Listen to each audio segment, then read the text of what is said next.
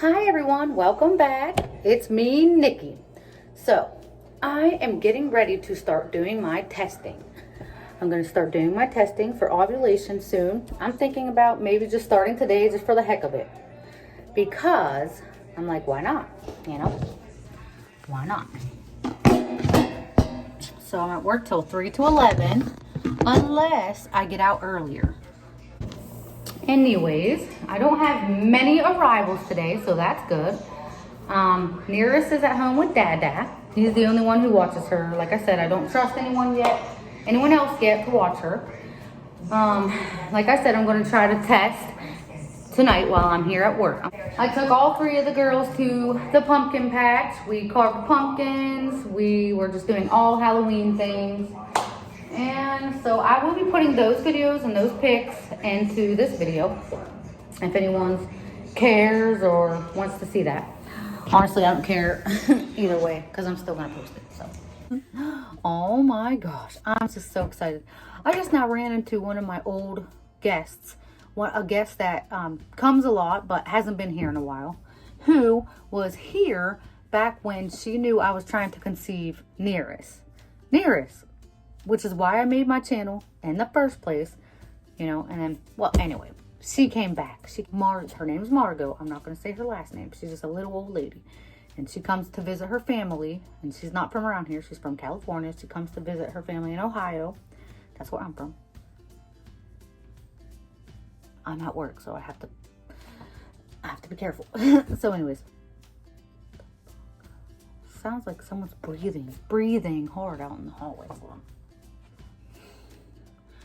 I don't know. So anyways, Margot. The reason why Margot knows about my fertility journey with Nearest and how she doesn't even know Nearest. She's never seen Nearest.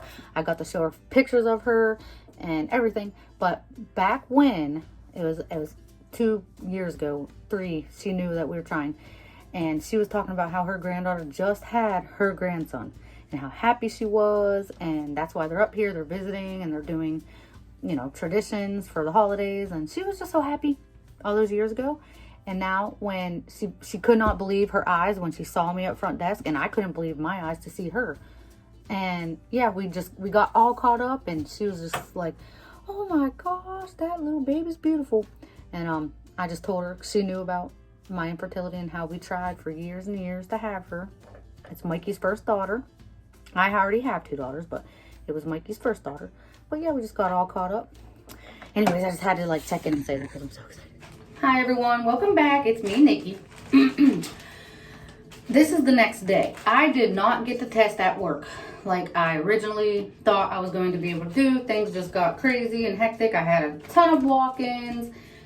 Yeah, it was started off slow, but like any day being a front desk receptionist at a hotel, when you're the only hotel in my area, it gets kind of busy sometimes. So that's kind of what happened. So I did not get the test, which, you know, today is cycle day 9. Cycle day 9 for me. So I have a test, have my sample. Don't like showing it, we all know that, but there's that. I'm gonna open. Okay. These clinical guard want you to dip it in 10 seconds. So 1, 2, 3, 4, 5, 6, 7, 8, 9, 10. so now that is running across, please don't mind my nails. I'm going to sit this down, and it says, hold on, I'm gonna read what the back of these, I can't remember already. 10 seconds and then lay on flat surface. Read results in 5 minutes. So that's why I'm just gonna go set my timer. I'll be right back. Nothing new going on with me, you know, not showing any symptoms of ovulation anytime soon. Like, I think that it's just way too soon for me. But like, I don't know if I missed it last time because I started testing a little later than, because I'm so used to testing on the 14th, you know, or the 13th, because I know that I ovulate on the 14th or the day after. So this time I was like, maybe I'll start testing a few days earlier than what I usually do so I don't miss it. So, yep. So as you all know, the ovulation tests you always get 2 lines. Like, just it has to be darker than the control line or the same as. Nearest. So right now it is looking like it is. Let me turn the light. Just okay. I definitely see that second line, but it's so faint, meaning I'm probably nowhere near it, just like I thought. But I don't want to miss anything this time. I have to start getting down to it and trying really hard now, because yeah, I don't want to wait too much longer to have a baby. I want it now. We have to do this now, or it's just not going to work, you know. Like I said, I'm going to try for, you know, a whole year before I go ahead and hang it up. But like, I'm going to have to get down to it. So anyways, I'm going to share some of the supplements on here that I've been trying to take. So I have the evening primrose oil, that you're going to have to do your own research about it. But evening primrose oil, they're little tablet capsule things or gel cap things. You're supposed to take that before you ovulate, I guess. So you're not supposed to take that after ovulation, because I guess it makes your uterus contract, or it is something like that. Now don't quote me. Then I'm taking serapeptase now. I'm taking serapeptase again. So serapeptase is truly what I think I did in the very beginning, back in like 2018, when I cleared my right fallopian tube. Actually, now this is my only remaining fallopian tube, is my right fallopian tube. Because I don't know if you guys went back and watched my older videos, but I had secondary infertility, unexplained. And then, you know, it was unexplained. So they're like, in order for us to find out more, we're going to have to do a laparoscopic surgery. We'll do an HSG, which is I can never say it. I'm not even going to try to butcher that word, but it's HSG. And it's where they put dye up through your tubes to make sure that they're flowing and there's no blockages or anything like that. Well, they did that back then, like 2000, whatever the heck year that was. I go back in time. You'll have to look that up if you want to. And I had 2 blockages. Left was completely ruined, and my right was blocked. And they were like, you know, well, I don't know how else you're going to conceive. You're probably not going to be able to conceive. You know, your uterus was fine. You know, I didn't have polyps back then. I didn't have anything. I didn't have, you know, they've seen a little bit of scar adhesions and things like that. And they were like, sorry, there's nothing else we can do for you, blah, blah. Unless you want to go, you know, and have a surgery and stuff. That was not in my books. I was like, no, I'm not going to. They should have just took that left fallopian tube out, I'm thinking, because it was so ruined. They just should have took it out right then and there. But I don't know. That wasn't what they were going in for. They were just, so they did the HSG first, and then they took me in, then they did the laparoscopic surgery, and that was just to see what was going on. But they never had a plan to remove anything. That wasn't the plan. It wasn't that time, not that specific surgery. So, like, I did all the research that I could. I got online. I talked to all these different people that, you know, I talked to my gynecologist who, you know, she kind of helped me a little bit, but she just was like, surgery. I don't recommend you doing all these home, you know, remedies, and don't try all. I use serapeptase. I use castor oil packs, and okay, there's that. You can see the double line.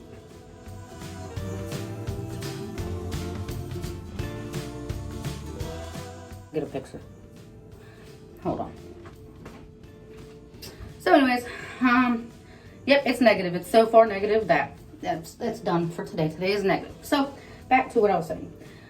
So I'm gonna try a few more of the things that I tried back then, which is I'm gonna just get on a whole bunch more supplements, because like, even though she said don't worry about doing the natural, you know, route, just surgery, I was like, but I still have a work. I mean, I could possibly, I'm thinking in my head, all the research I've done was pointing to use serapeptase, and I don't even know if I'm saying that right. All these years I could have been saying it wrong. I don't know.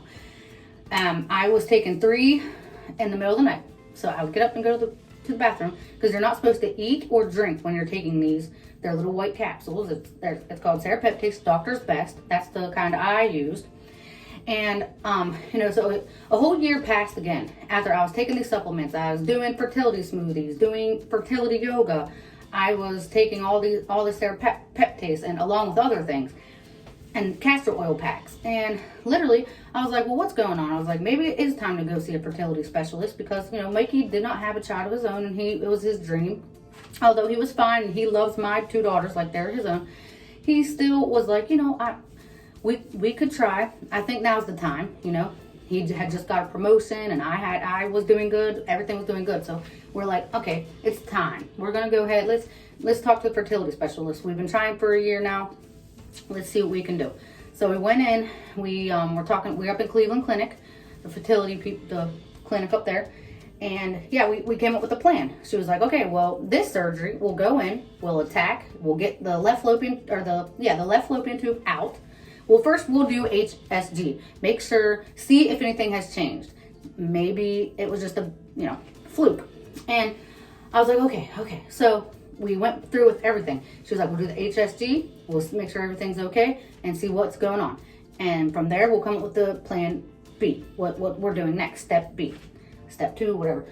So when we did this HSG, let me tell you how I was so excited because left fallopian tube was looking a little better, but she said it was just too toxic that we just need to get rid of it because it could be affecting my right fallopian tube, which she said that was cleared. It was cleared this time. There was spillage going right through, like it was nothing. And so she was like, well, you do have a working fallopian tube, your right side, so that's good. You have 2 working ovaries and you have a working right fallopian tube, so that's a good step in your fertility. So all we need to do is get rid of this left fallopian tube. We did that, boom, boom, boom. Okay, so we did that surgery, everything, moving on, you know. But I seriously believe that I cleared it, my right fallopian tube, naturally with all these things, like the serapeptase, the castor oil, the fertility yoga, the smoothies. So anyways, I'll like drop down some of my, some of the things that I used, and you can do your own research on it. Or if you want me to do a video about how I took them, when I took them, how long, and exactly what I did, I think that you know. But my fertility journey didn't even end there. I mean, it was still a year later before I had to have another surgery because a whole other year passed even after that. And then I go to a different fertility specialist and they checked and they found polyps. And, you know, they did a thing called a bubble test, which came back that he saw polyps.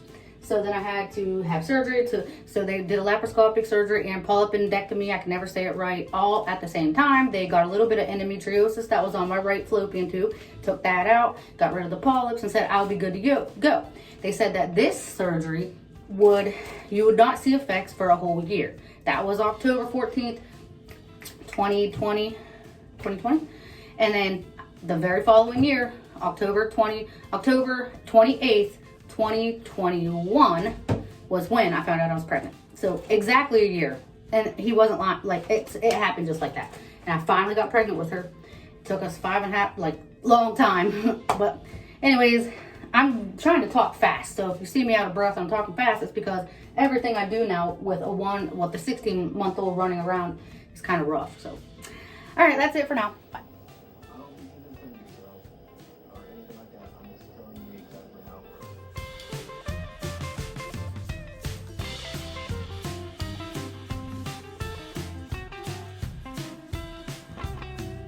Beautiful. They do look beautiful.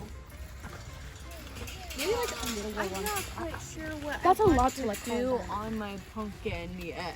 So go Pinterest. Pinterest it up. I'm too scared.